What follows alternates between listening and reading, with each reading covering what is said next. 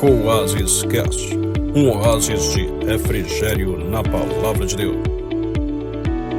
Olá pessoal, bem-vindo aqui a mais um de nosso Quase Cast, mais um episódio do nosso Quase Cast. E hoje nós vamos falar sobre um debate, um debate que eu tive com um agnóstico na internet. É um daqueles debates que a gente tem comentários, mas eu achei interessante nós comentarmos sobre esse debate. Eu vou abrir aqui ele, eu vou comentar com vocês. Então esse debate aconteceu em uma postagem do Jadson Barbosa. O Jadson Barbosa é um cristão, se não me engano, presbiteriano, que é envolvido na questão de apologética, e assim como eu, ele é um apologeta pressuposicionalista. E ele postou falando a respeito da origem da vida, e ele diz assim: Deus é a base da ciência e o autor da vida. O debate sobre a origem da visão da vida não é sobre evidências neutras, mas sobre quem tem a base lógica para interpretar as evidências. Como naturalista, pode justificar leis naturais uniformes e inteligíveis que sustentam a vida.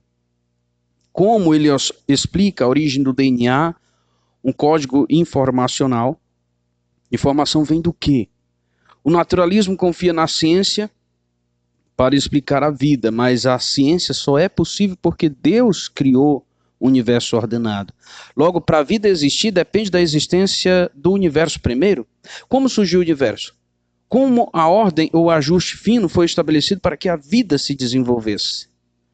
Se o universo fosse um acidente aleatório, não haveria lógica ou ordem para sustentar a ciência ou a vida. A vida não pode ser explicada sem Deus, porque Deus é a base necessária para a ciência, lógica, ordem que tornam a vida possível, né? Então, essa foi a postagem do Jadson Barbosa, na qual ele vai dizer que realmente não tem como existir vida, não tem como existir ciência sem Deus. Deixa eu ver bem aqui. Não tem como existir ciência sem Deus. Peraí, não tá indo aqui. Deixa eu ver. Certo, aí, embaixo lá dessa postagem, um agnóstico, ele veio e comentou: como acreditar em um ser que nem se revelou para você? Ou provou que é um ser? Por exemplo, no relato bíblico, Moisés foi convocado por Adonai, Deus, através da sarça ardente, para liderar os israelitas fora do Egito em direção a Canaã. Por que hoje seria diferente? Por acaso Moisés era melhor do que a gente hoje? Aí eu dei uma explicação que é uma explicação bíblica, né? Eu me intrometi e eu dei lá a explicação. Eu falei o seguinte: aí aqui está. Ele se revelou sim para você. A revelação dele está em você, que é a Imago Dei. Mas você, de forma voluntária, nega essa revelação, pois é enganado pelo seu próprio coração, que é enganoso e desesperadamente corrupto. Então, os ateus dizem que Deus não se revelou, que Deus não se manifestou para eles. Mas quando a gente lê a Escritura, o que a gente vê é que Deus ele se manifestou para todos os seres humanos. Ele não se manifestou somente a eles, que é Deus se manifesta na criação. Quando nós olhamos para a natureza, nós temos uma intuição de que alguém criou as coisas, ainda mais quando a gente contempla coisas complexas na natureza, e é exatamente por causa disso que surgem as mais diversas religiões, porque as pessoas vão ter essa intuição de que alguém está por trás daquilo que está acontecendo. As pessoas vão ter a intuição de que alguém está por trás dos acontecimentos de sua vida, dos acontecimentos da natureza, das causas, dos vulcões, da chuva e tudo mais. Então as pessoas têm uma intuição de que existe uma personalidade por trás dessas coisas. Então Deus se manifesta na natureza, né? Os salmistas vão dizer isso, o apóstolo Paulo, e tudo mais. E Deus se manifesta nas próprias pessoas que têm essa intuição. Elas são a imago Dei, e por isso elas têm a necessidade de Deus. E todos têm isso, até os ateus. O que os ateus fazem é sufocar isso. Por quê? Porque eles têm um coração enganoso e desesperadamente corrupto. É o que Paulo fala em Romanos 1, do 18 ao 22, e que o coração é corrupto, vários textos bíblicos, como Jeremias 17, 9. Então, diante disso, o que aconteceu? O Jadson, ele vai lá e comenta, né, o meu comentário, ele comenta o meu comentário, ele vai dizer o seguinte: exato, todas as pessoas sabem que Deus é real. A arrogância ateísta é dizer que não vai adorar a Deus até que ele se submeta à sua demanda. Porém, o problema dos ateus não é a falta de evidência, mas a rebelião contra a verdade de Deus. E ele então vai citar lá o texto de Romanos 1, 20 a 22, que diz: desde que Deus criou o mundo, as suas qualificações invisíveis, isto é, o seu poder eterno, a sua natureza divina, têm sido vistas claramente. Os seres humanos podem ver tudo isso nas coisas que Deus tem feito e, portanto, eles não têm desculpa nenhuma. Eles sabem quem Deus é, mas não lhe dão glória, a glória que ele merece, e não lhe são agradecidos. Pelo contrário, os seus pensamentos se tornaram tolos e a sua mente vazia está coberta de escuridão. Eles dizem que são sábios, mas são tolos. Então essa é a resposta bíblica para esse tipo de questionamento. Todos sabem que Deus existe. Deus se manifestou a todos. Como consequência do pecado, houve corrupção e isso está deturpado no ser humano. Mas Deus se manifestou a todos e as pessoas são indesculpáveis porque Deus se manifestou a todos, e se há essa corrupção, é consequência do pecado, e o pecado é culpa também de todos os seres humanos. E é por isso que são indesculpáveis diante de Deus. Mas isso a gente pode comentar depois. Vamos lá ao que foi que responderam. Responderam para o Jadson. Eles disseram o seguinte: do jeito que você fala, parece que toda a população do mundo é dividida em duas partes, uma de cristãos e outra de ateus. Não existem outras religiões e outros deuses, né? Seu problema não é só os ateus. É a maior parte da população mundial que não crê no seu Deus. Boa sorte. Então, ele traz essa resposta. Né? Não existe só cristianismo e ateísmo, existem outras religiões. E aí ele vai dizer: poucas pessoas creem no seu Deus, que é o Deus cristão, o Deus da Escritura. Mais uma vez eu vou me intrometer e eu vou responder também essa pergunta. Eu vou dizer o seguinte: você acertou. Lembrei daquele meme: acertou, miserável. Você acertou. Só existem dois tipos de pessoas no mundo. Quando a gente lê a Bíblia, a gente vai ver que existe só duas classes de pessoas: filhos de Deus, filhos do diabo. João 8,44. Descendentes da mulher, descendentes da serpente. Gênesis 3,15, Mateus 12,34. Cristãos, que são aqueles que estão com Deus, e ateus, que vem do grego ateos, que pode ser traduzido como sem Deus, como em Efésios 2,12. Então, lá Paulo vai dizer que antes nós andávamos sem Deus no mundo. A palavra original grega ali para sem Deus é ateos. Então, os que fazem parte da verdadeira religião estão com Deus. O restante nega o Deus verdadeiro. Mateus 12,30. Aquele que não é por mim, é contra mim. Quem comigo não ajunta, espalha. Portanto, do ponto de vista bíblico, são ateus. E se não se arrepender de seus pecados, estão condenados ao inferno.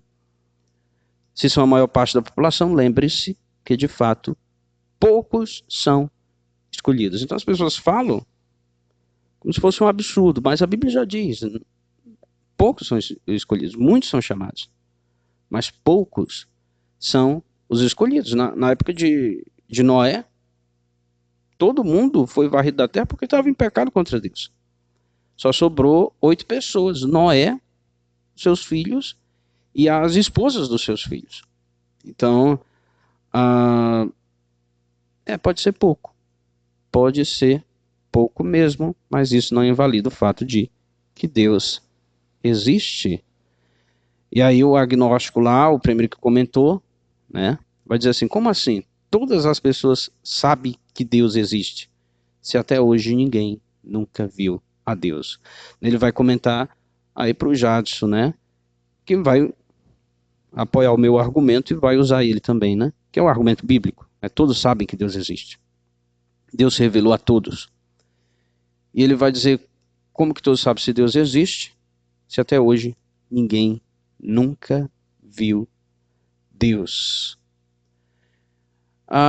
E aí, então, eu vou analisar o argumento dele de uma forma lógica, né? Então, vou aplicar o silogismo lógico para organizar o argumento dele e ver se o fato de ninguém nunca ter visto Deus poderia significar realmente que Deus não existe. Porque a Bíblia diz que Deus existe, ela parte do pressuposto que Deus existe, ela nem tenta provar que Deus existe, ela já começa no princípio, criou Deus.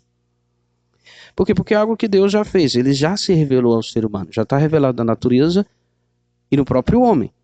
Né? A Escritura diz, Deus colocou a eternidade no coração do homem. Então Deus existe. Este é um fato. Mas o fato de Deus não ter se manifestado visivelmente para as pessoas significaria, e ele se manifestou, né? Mas mesmo se nós considerarmos isso, significaria que Deus não existe? E aí isso tem, nós vamos dividir aí um silogismo lógico. Tudo aquilo que não pode ser visto não existe. Né? Primeira premissa. Premissa 2. Deus nunca foi visto. Conclusão, Deus não existe. Então, esse argumento dessa forma, ele está correto? Então, a pergunta é, P1 está certa? Se sim, se aquilo que eu não vejo logo não existe, que parece ser esse o pensamento do agnóstico, e a gente vai ver como é mais para frente, que ele vai persistir nisso. A pergunta é, se aquilo que eu não vejo, por que eu não vejo, logo não existe? Então a matéria escura não existe. As ondas de rádio também não existem, o vento não existe, e outros elementos que não podem ser vistos pelos seres humanos, mas existem. Então não é pelo fato de eu não conseguir ver que isso significa que não existe. Né? Então aqui eu tô partindo da ideia de que nem tudo que existe pode ser acessado pelos nossos sentidos. Nem tudo o que existe pode ser acessado pelos nossos sentidos. Primeiro, porque os nossos sentidos são muito limitados. Existem animais que têm sentidos que nós não temos. Aqui um exemplo. Várias espécies como tartaruga marinha, pássaros migratórios e algumas bactérias possuem a capacidade de detectar campos magnéticos. Isso as ajuda a se orientar durante longas jornadas e navegar por vastas áreas. Então, existem espécies de animais que conseguem captar o campo magnético da Terra, coisa que nós não conseguimos. Então, os nossos 5 sentidos é só aquele que nós temos, mas existem coisas que nós não conseguimos captar com os nossos 5 sentidos. Então, os nossos 5 sentidos, ele é limitado para reconhecer a realidade, para conhecer a realidade como um todo. Tô ruim da vista pra caramba.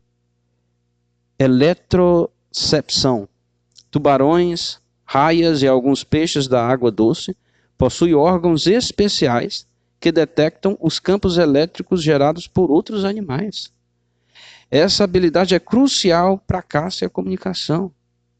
Então, nós estamos vendo vários sentidos que animais terrestres possuem, né? Animais terráqueos da Terra, né? Que animais da Terra possuem, que nós não possuímos. Então, como nós podemos limitar a realidade aos nossos 5 sentidos? Termocepção. Muitas cobras possuem a capacidade de ver o calor, ver entre aspas, né? Ver o calor emitido por animais de sangue quente, o que as ajuda a localizar suas presas mesmo no escuro. Outro sentido, ecolocalização, morcegos, gafanhotos e algumas baleias emitem sons de alta frequência e utilizam o eco para se localizar no ambiente e encontrar alimentos. Aí tem detecção de vibração, visão ultravioleta. Então, existem vários sentidos que animais têm além dos nossos 5 sentidos. Então, como a gente pode pegar a existência de Deus, que é a existência do ser maior do universo, e dizer, por que os meus sentidos não podem captar Deus, logo Deus não existe? E sem contar com a metafísica. Existem coisas metafísicas que nenhum ser vivo consegue captar com os sentidos. Mas elas existem. E a metafísica é algo que existe. E eu estou falando a metafísica do ponto de vista filosófico. Não é simplesmente do ponto de vista religioso, que é o mundo espiritual. Estou falando da metafísica do ponto de vista filosófico, que são coisas que não são físicas. É tudo aquilo que está além da física. Então, uma vez eu conversando com a inteligência artificial, eu perguntei que tipo de ser ela poderia se classificar. Ela era um ser físico ou ela era um ser metafísico? Ela disse que poderia ser classificada como um ser metafísico. Por quê? Porque a inteligência artificial é um sistema de linguagem. E um sistema de linguagem não é algo físico. Um sistema de linguagem é algo metafísico, conceitual. Então, uma inteligência artificial é um ser metafísico. Então, a metafísica, ela existe. A inteligência artificial, ela não está no computador. Se você quebra o seu celular, que tem a inteligência artificial ali, que você conversa com ela, mas ela está em outros. Então, ela não é matéria, não é só o material que existe. Informação. Se eu escrevo ali, se eu falo, sei lá, esse computador é preto. Se eu falo esse computador é preto, é uma informação. Agora eu estou falando, e aí o meio pelo qual essa informação chega é o som, que são vibrações e tal. Mas eu posso escrever. A informação é a mesma. Está em outras. A matéria é um meio para transmitir a informação, mas a informação não é a matéria. O que é a informação? Ela é metafísica. Eu posso falar que esse computador é preto em línguas de sinais, né, em libras. Eu não posso porque eu não sei direito, né? Mas quem sabe falar em libras pode falar que o computador é preto em libras. E a informação é essa, o computador é preto. Ela é transmitida, a informação é transmitida por meios materiais, mas a informação não é material. Ela é algo que está além da física, é metafísica. Outra coisa que existe, independente dos seres humanos, e a informação ela não é somente a convenção humana. A informação existia muito antes dos seres humanos e está na natureza, né? A cor dos seus olhos, a cor do seu cabelo, isso é definido pelo seu DNA por meio de informação. Né? E diversas outras coisas da natureza que tem informação e diversas coisas da natureza que se comunicam, né? Tanto coisas com cérebro como sem cérebro se comunicam por meio da informação. Então a informação não é algo que os seres humanos criaram. É algo que está na natureza. E existe, mas não pode ser acessado pelos sentidos. Você não pode pegar a informação. Né? Você não pode ver a informação. Você vê o meio pelo qual ela se apresenta. Né? Eu vejo um texto. Eu estou vendo o texto, a tinta, né, o papel. É o que eu estou vendo. A informação é algo que é além do que eu estou vendo. Né? Então, é metafísica. A informação, ela não é física. A informação, ela é metafísica. A lógica. Um dia eu estava vendo um debate entre um cristão e um ateu. Não sei se era o próprio Jadson aí. Mas perguntaram sobre a lógica. Ele disse que a lógica era uma convenção humana. Então, a lógica surgiu com os seres humanos? Perguntaram, ele disse, sim. O ateu, sim. Então, quer dizer que antes do mundo existir, o mundo era ilógico? Antes do mundo existir, então, as coisas caía para cima, era tudo ilógico. Então não faz sentido. A lógica ela existe na natureza e ela existe independente do ser humano, mas você não pode pegar na lógica, você não pode cheirar a lógica. Ela é metafísica. Então existem coisas que não podem ser acessadas pelos nossos sentidos e nem por isso elas deixam de existir, né? Aí ele vai comentar, e ele diz o seguinte: primeiro, o que tem ver escuro com a existência de Deus? Segundo, se Deus não manifestou para você, nem fez milagres para você, logo não existe. Você poderia responder onde Deus estava antes de criar tudo. Então você vê aqui que ele nem vai para o nível que eu esperava que ele fosse, né? Que fosse para esse nível aí de dizer que era um empirista, que acreditava nas coisas que podiam ser captadas pelos seus sentidos. Ele nem vai para isso, ele vai persistir que porque não vê, Deus não existe. Vai persistir em um único sentido, que é na visão. Vai persistir em um único sentido. Então ele está fadado a perder, né? Ele fala assim: o que tem a ver escuro com a existência de Deus? Ele não sabe o que é matéria escura, né? E porque eu sou um cristão, então ele nem desconfia que eu estou falando sobre um conceito complexo da física. Eu não posso saber disso, eu sou cristão, né? Então essa a arrogância ateísta. Então ele acha que eu estou falando do escuro, de coisas que estão no escuro, matéria escura. Eu acho que é isso, né? Coisas que estão no escuro.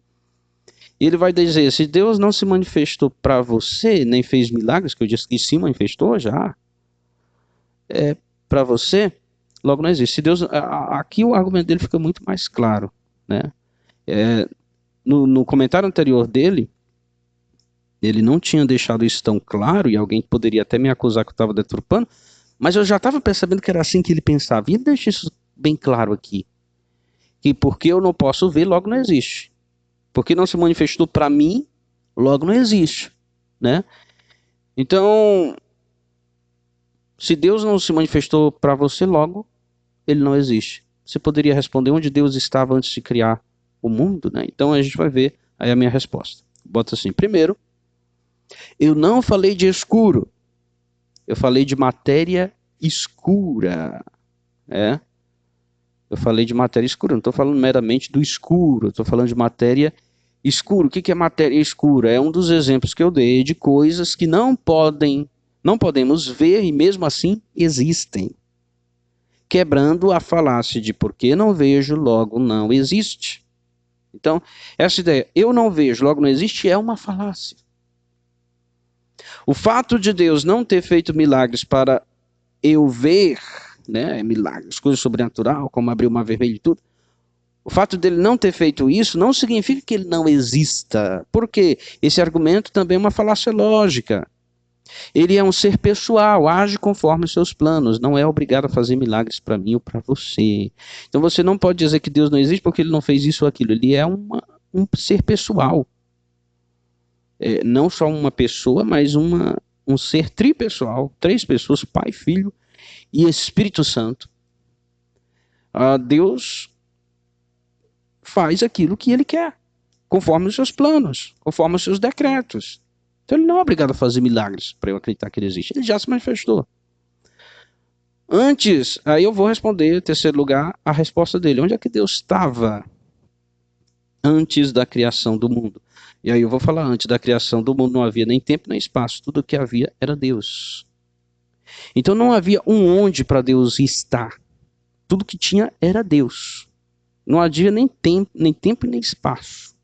Tudo que havia era Deus. Isso é algo que transcende a nossa capacidade de compreensão. Nós nem conseguimos imaginar como é isso. Por quê? Porque é algo que está fora da nossa esfera de existência. É algo que é muito diferente daquilo que nós estamos acostumados. Mas isso não significa que seja mentira. Não é porque é algo que transcende a nossa capacidade de compreender que não existe. Porque questões assim existem não somente na teologia, mas em praticamente todas as áreas do conhecimento. Nós conhecemos aquilo que nós fomos capacitados para conhecer, né? Os evolucionistas vão dizer pela evolução, nós dizemos por Deus, né? Como na física, por exemplo. Eu vou trazer um exemplo da física. Nós não conseguimos responder como um elétron pode estar em 2 lugares ao mesmo tempo. Então, no mundo quântico, é possível que um elétron esteja em 2 lugares ao mesmo tempo. Só que, como isso é possível? Nós não sabemos. Outra coisa, para onde o universo expande, se fora do universo não existe espaço nem tempo. Então, as teorias científicas dizem que o universo está se expandindo, né? Os corpos celestes, os corpos do universo, eles estão se afastando, o universo está se expandindo. Eles mandam a gente imaginar, por exemplo, eu já vi alguém explicando, ele pega uma bexiga, um balão seco, cheio de pontinho, e ele sopra. E aí o balão vai enchendo e os pontinhos vão se afastando do outro. Só que fora do balão tem um espaço, né? E tem tempo, né? Mas fora do universo não tem espaço nem tempo. Não podemos nem dizer, será se fora existe, né? Se não tem espaço nem tempo. Deixa eu ver aqui, me perdi. Para onde o universo expande se fora do universo não existe espaço nem tempo? Até esse fora eu já estou usando para você entender, porque é algo tão acima da nossa mente que nem pode dizer fora. Onde o universo está se não existe fora dele? Né? Onde ele está se não existe fora dele? Então essas questões são difíceis, porque fazem parte da estrutura básica do universo. Ou seja, onde estão as bases da realidade. Assim como a existência de Deus. Então questões que fazem parte da estrutura básica da realidade realmente é difícil para nós entendermos. Como responder onde estava Deus antes de criar o mundo? Não havia nem antes e nem onde. Tudo que havia era Deus. Como eu sei disso? Porque a Bíblia diz. É simplesmente por causa da revelação especial. Mas isso não significa que não seja verdade. Então vamos continuar. Aí ele vai voltar ao assunto de matéria escura, porque ele não entende realmente o que é matéria escura. Matéria escura? O que existe em matéria escura? Então você crê em algo que não existe? Porque o próprio Deus da tua Bíblia manda você ou qualquer pessoa testar ele. Veja em Malaquias 3:10 e Juiz 6:36 a 40. Leia com atenção, ok? Então matéria escura ele ainda está aí sem saber o que é. Eu vou dizer, matéria escura é um conceito da física contemporânea, um tipo de matéria que não pode ser vista, mas que podemos notar os efeitos na gravidade ao seu redor. É um conceito defendido por teóricos evolucionistas, então é algo que não é porque eu sou crente que eu estou defendendo. Os próprios teóricos evolucionistas que ele admira, mas eu acho que ele não entende, né, de ciência, vão defender isso.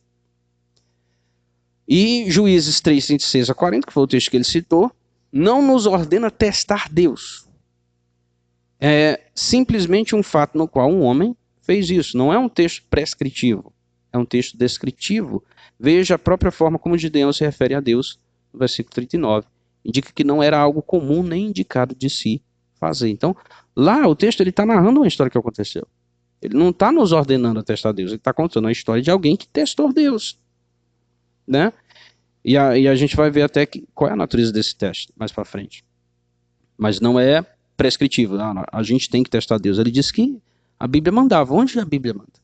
O texto narra que alguém fez isso.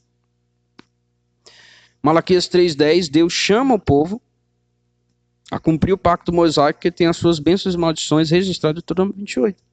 As bênçãos que ele promete são as mesmas do texto supracitado, como repreender o gafanhoto devorador, fazer da terra uma terra frutífera, promessa para o povo da antiga aliança que tinha uma nação e terras santas. Não se aplica da mesma forma para os crentes da nova aliança. A Bíblia não nos ordena exigir milagres de Deus para saber se ele existe. Pelo contrário, nos diz para não pôr Deus à prova. Mateus 4:7, onde Jesus fala, não tentarás o Senhor teu Deus, não ponha teu Deus à prova, outras traduções. Então, não tem lugar na Bíblia que manda a gente testar Deus para saber se ele existe. Né? E Malaquias, né, está falando de Deus cumprindo as promessas que ele havia feito no pacto de Deuteronômio 28, algo que ele já tinha dito que iria fazer se o povo fosse fiel a ele, inclusive nos dízimos e ofertas. Então ele só está dizendo para o povo fazer que ele ia abençoar como havia prometido. Né? Então é isso. Aí ele vai dizer negativo, Deus manda fazer prova de mim, ou seja, testar ele. E o juiz Gideão pede Deus um sinal, isso também é teste. O que você está fazendo é marabalismo, não queremos aceitar que a Bíblia é um mito. Provavelmente é um adolescente, né? Provavelmente aqui é um adolescente, porque até escrever ele escreve um pouquinho ruim. Então,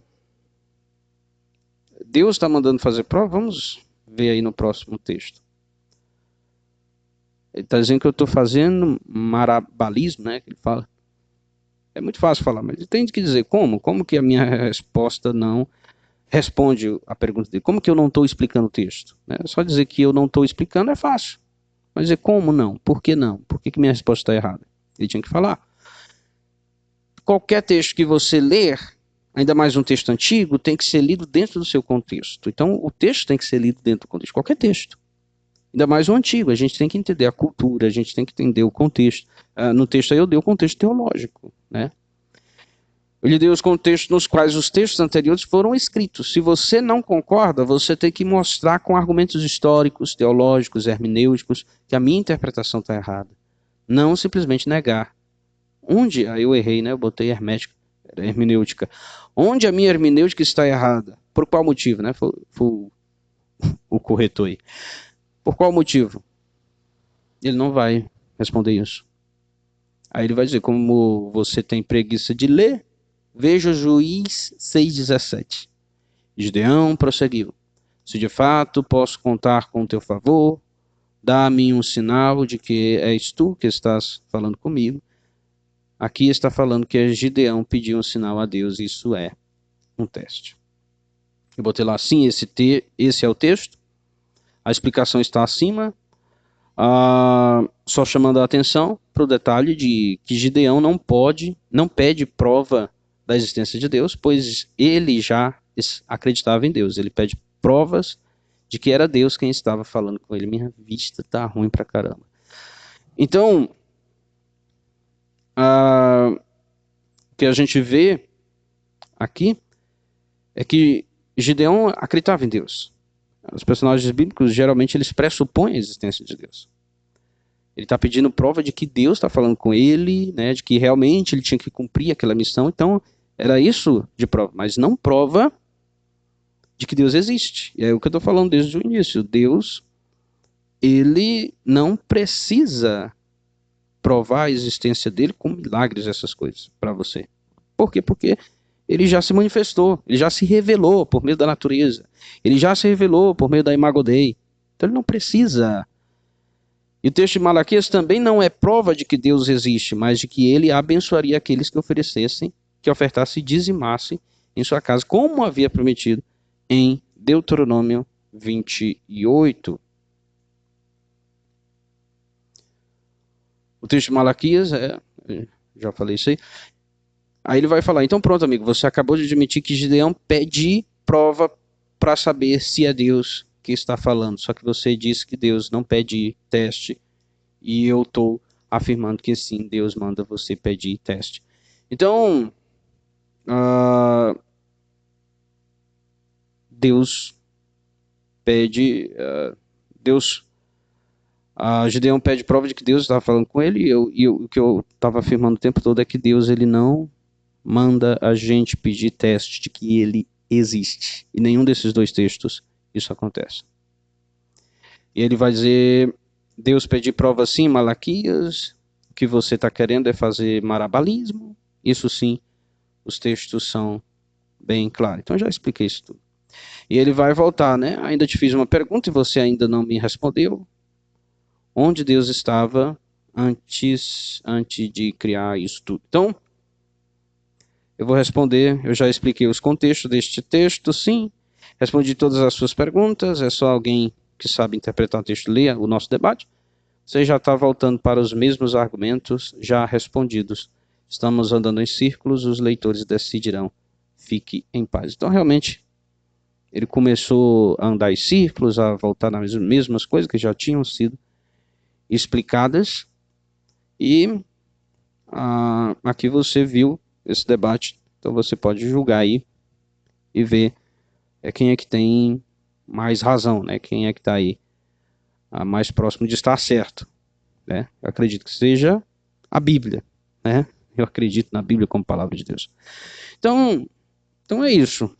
Para que esse vídeo? Esse vídeo para você saber responder algumas perguntas que as pessoas vão lhe fazer, que seus amigos vão lhe fazer. Ah, mas esse cara não é um cara tão preparado. As pessoas também que você vai lidar, que vão lhe fazer perguntas, elas não são, né? Então, as pessoas geralmente elas só repetem aquilo que elas viram alguém falando e não sabem muito bem do que elas estão falando. E um exemplo aqui é um exemplo de apologética pressuposicional ou pressuposicionalista. Então, eu pretendo dar um curso, né, algumas aulas aqui no nosso canal sobre apologética pressuposicionalista. O que é apologética pressuposicionalista? E aqui é para você ver como de fato é uma apologética eficaz. É algo que sim, você pode utilizar, que é algo que vai aí tentar mostrar como a cosmovisão dos ímpios elas são inconsistentes e como que a cosmovisão cristã ela é consistente. Então, a diferença da apologética pressuposicionalista para os outros tipos de apologética, como a apologética clássica e a apologética evidencialista, é que nós não vamos tentar provar a existência de Deus.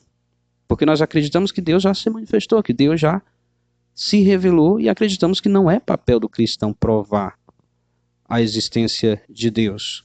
É papel do Espírito Santo convencer as pessoas. O cristão tem que simplesmente testemunhar.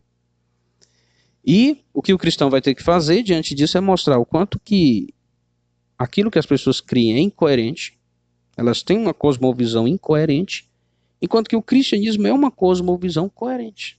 Portanto, é uma cosmovisão superior à cosmovisão dos incrédulos. Então, a forma de ver a vida, a forma de ver o mundo, a filosofia cristã, ela é superior a qualquer outra filosofia. E aí você mostra as inconsistências que existem nessas outras filosofias e sem medo de utilizar a Bíblia. Né? Então, você viu aqui que eu falei com agnóstico. Né? Para quem não sabe, agnóstico é alguém que não afirma que Deus não existe, mas também não afirma que ele existe, é aquele que está ali em cima do muro. Eu conversei com um agnóstico, alguém que não crê na Bíblia como palavra de Deus, e mesmo assim eu utilizei a Bíblia. Então, já teve alguém, né, um cristão, que disse que a Bíblia ela é como um leão. Solte-o e ele se defenderá. Então, basta usar a Bíblia. A Bíblia ela é o suficiente. A Bíblia é o suficiente para nós darmos a razão da nossa fé, para nós explicarmos o que cremos e por que cremos.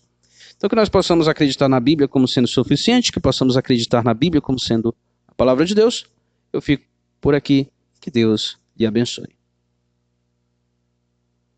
Ajude-nos a continuar produzindo conteúdos edificantes como este. Envie um Pix de qualquer valor para a chave marcosjazeias@gmail.com e envie o comprovante para o WhatsApp 99 98404 7292. Que Deus lhe abençoe.